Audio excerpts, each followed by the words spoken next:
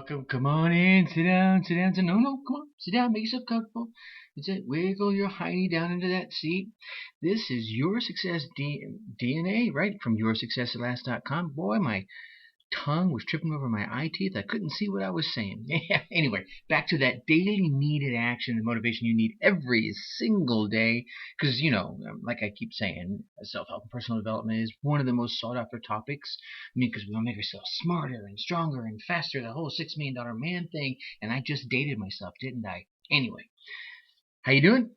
Oh, me? Well, I'm Tracy, the Ace Brinkmann, your CIO. Yep, your Chief Inspiration Officer, the ace up your sleeve, and there's no cheating allowed here at YourSuccessAtLast.com. So glad you're here. How's your Monday? Going good? How was your weekend? Yeah? Do anything fun? Like I've been saying here recently, it is page 56 of your 365-page book. How's it going so far? It's got to be going good, right? If you're the kind of person that keeps coming back to this kind of show, it can't be all bad. And the parts that are bad, you want to rewrite them, which is why you're here.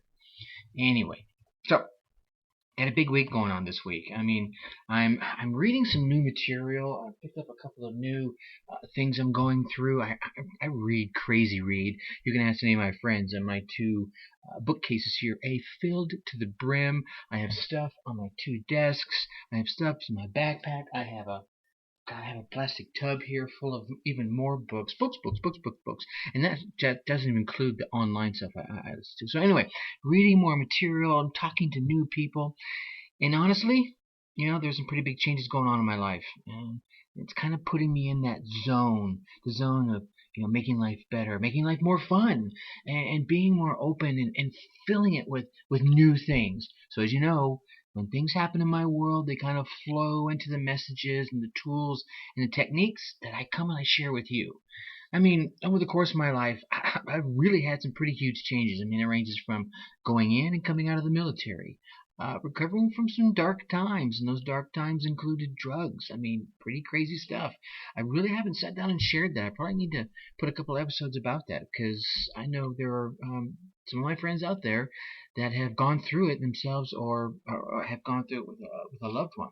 I've lost a child. I've lost a father. I lost a job that I was at for 12 years, right? I loved the job. And it was over, right? And now, speaking of over, ending a marriage. So let me tell you, there's nothing like running face first into some of this stuff to let you know, to let you actually pause and sit back and think,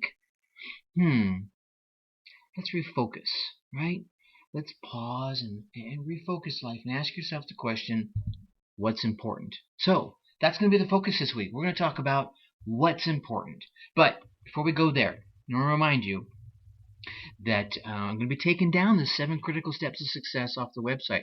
So I want you to go to YourSuccessAtLast.com. It's been out there for a while now. It's been a few months, and it's been downloaded quite a few times, and I'm very happy about it. I've gotten some great comments about it. So go on out there, YourSuccessAtLast.com. Of course, go out after the show, right? And I'll remind you at the end of the show.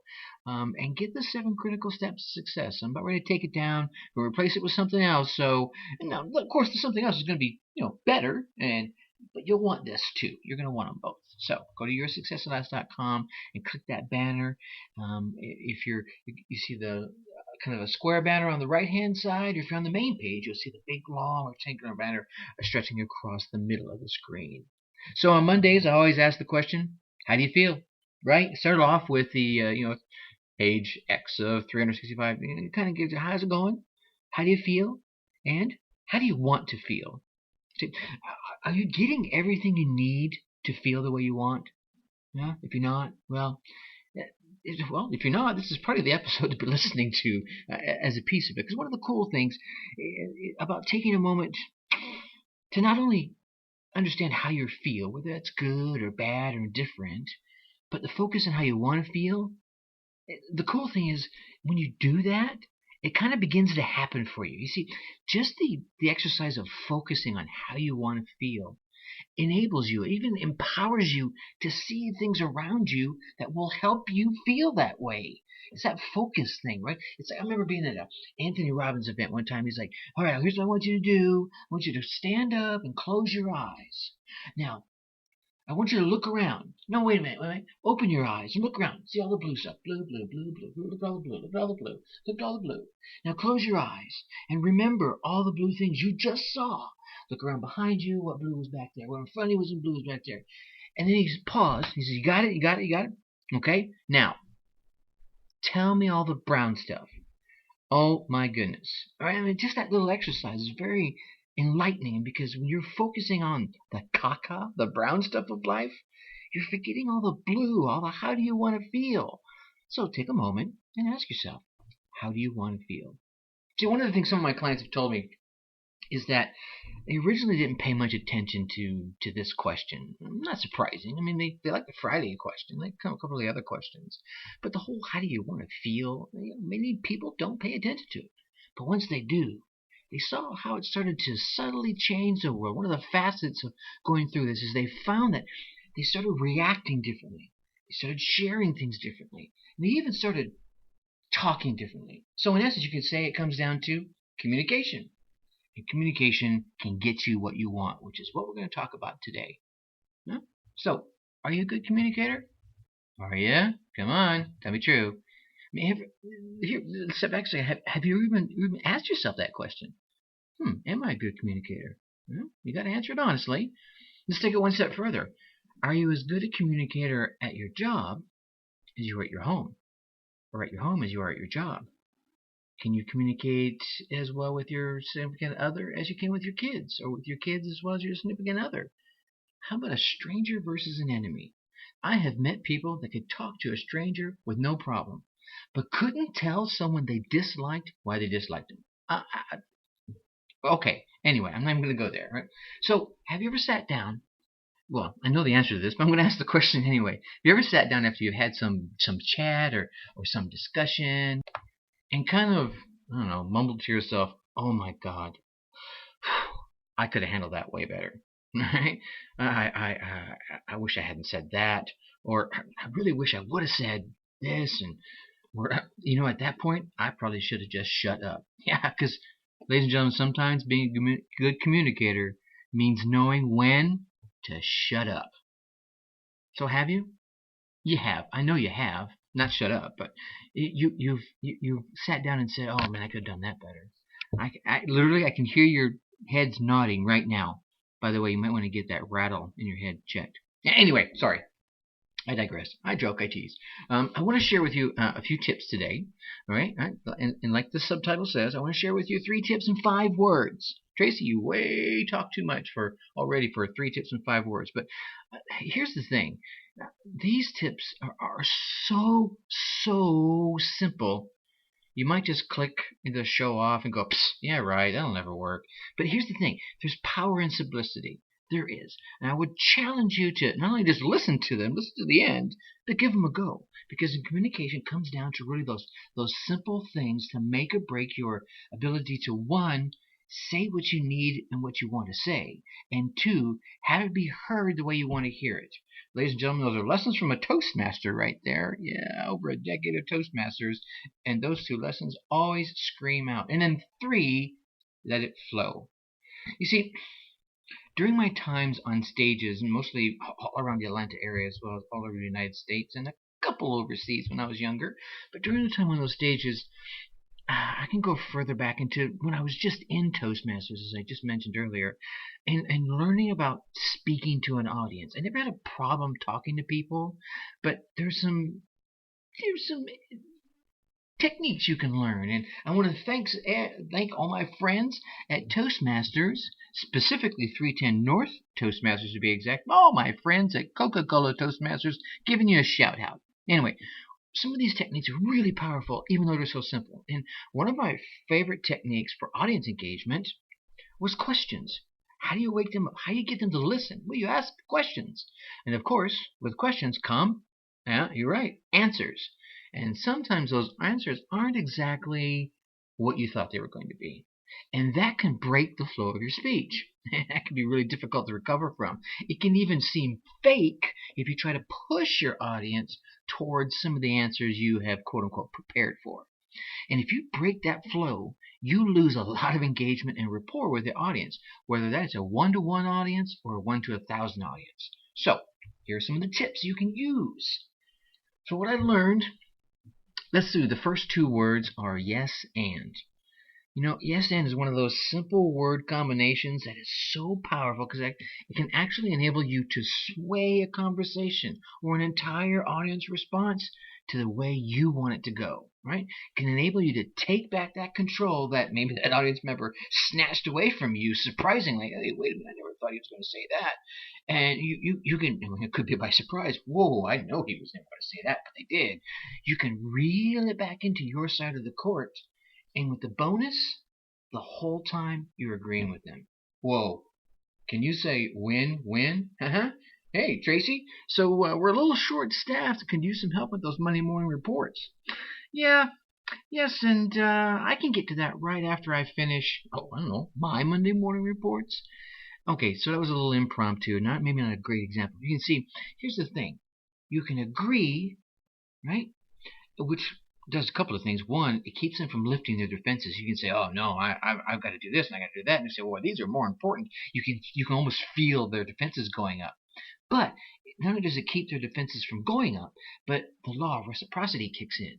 You see, you've agreed, and that almost like, "Oh, I kind of owe you something." You see, simply, it's so simple. I'm babbling a little bit, so I'm looking at the time saying, "Oh my God, 11 minutes already, and I got 2 more tips to go." It's simple.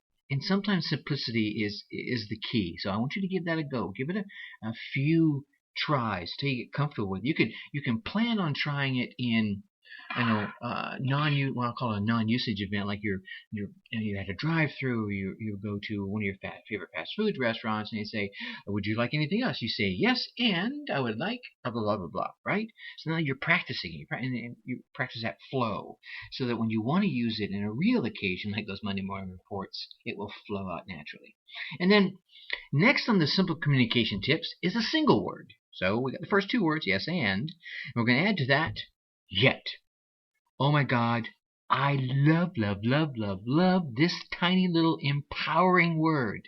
See, being in the personal development, self-help, coaching world, I have people telling me, "Oh no, I can't do that." Now, if they only add that tiny little word at the end of that same statement, the entire meaning shifts. "Oh no, I can't do that yet." Can you feel the difference? I mean, yeah, the inflections changed, but the inflections changed because of the meaning, right? Yeah, I know I can't yet, because it shifts from a plain confirmation and a cutoff where nope, I can't, and to the other one where I can't do that yet, and that kind of vibrates with hope and possibility, right? So simple one, yet, and the last 2 words, all right? This tactic I also picked up a long time ago. 2 more little words to make up the 5 I told you I'd give you. Sounds great. Yeah, it sounds great, doesn't it? Right? Third base. Anyway, this one can be used so that you can remain positive while leaving yourself ethically open for disconnecting from the request or input. Right? That was a very PC way of saying that. So let me go back to the Monday morning reports. Hey, Tracy, can you help me with those Monday morning reports? Sounds great. Let me give you a call as soon as I've taken care of my Monday morning reporting. See? Still positive. I agreed. Well, I kind of agreed. But I openly let them know that 1, I have competing priorities. 2, it leaves a positive opening to avoid the distraction of their reports so I can be focused on my priority, which in that case would be my reports or my life or my business or my relationships. So here's the thing. Everyone has an agenda, even you. You got one. I have one. My agenda here is to give you great tips so that you'll sign up for my premium service and give me money and learn from it and empower your life and share it with other people, right? So everyone's got an agenda. And here's the thing. If you let them, their agenda can quickly be sat on top of yours. And the next thing you know, you're doing their Monday morning reports or their dreams and their goals for them, while yours sit all queued up, unattended, and gathering dust. And that, I know, is not why you come to listen to these marvelous shows, right? So, listen. I want you to like I mentioned earlier, I want you to go over to yoursuccessalast.com, right? And go over there and grab the 7 critical steps to success, and it's going to drop you off, and it's going to tell you a little bit about the other shows that we do, like 12 shows a week, and sometimes there are 15 shows. So it's the Your Success DNA Monday through Friday, the Your Success 360 tips, which are every day of the week for 365 days, right? So just taking a few minutes every day to boost you, to motivate you, to give you some tips and techniques. So go on over there, get to your 7 critical steps of success, and try the free trial. I mean, heck, if you don't like it, it's not going to cost you a dime, and I'll still be your friend. It's okay. So what are we going to talk about tomorrow? Tomorrow we will talk about clearing the clutter out of your life. Yeah, kind of another spin on that, taking out the trash, was a little different. Because let me tell you what, if you ignore this one, you will not make your dreams, desires, or goals come true. So you're going to want to come check this out. I'm going to leave you like I always do. Think successfully. Take action. Touch your mom.